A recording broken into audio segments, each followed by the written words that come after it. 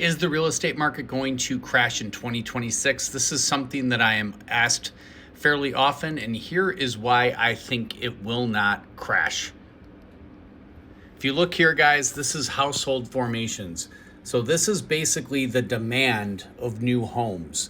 And a household formation is when a new home is formed. So you have a child that graduated college that buys a new home, a divorced couple splits and starts a new home.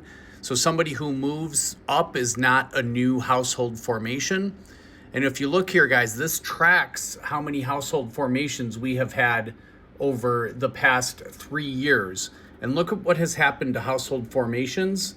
Now, these people still want to buy. It's just that they can't because of interest rates being too high and housing being too high.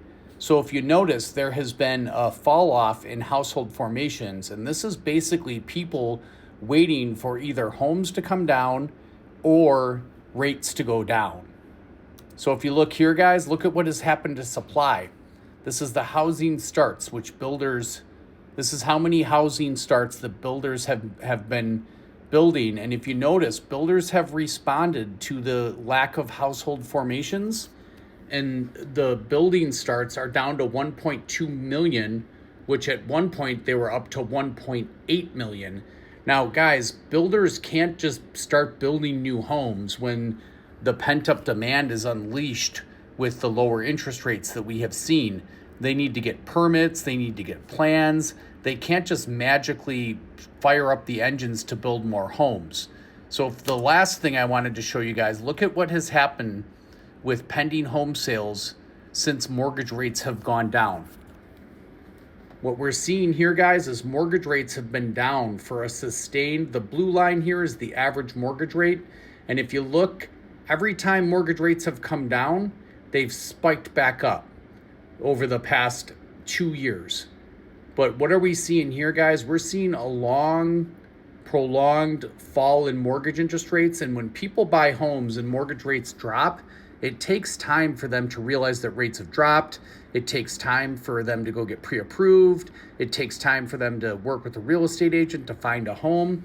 But since we have had a sustained period of lower interest rates, look at what has happened. The light blue line is pending home sales. Pending home sales has skyrocketed. So, guys, one thing to keep in mind, this is the national average, but so your particular, the national average housing is going to continue to go up, mark my words, nationally.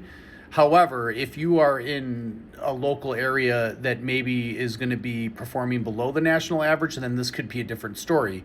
But is there going to maybe be a correction in certain areas of the country? I don't necessarily think even a correction, which would be defined as 10% drop. I don't think that that's even going to happen. But is there going to be a crash? I think absolutely not.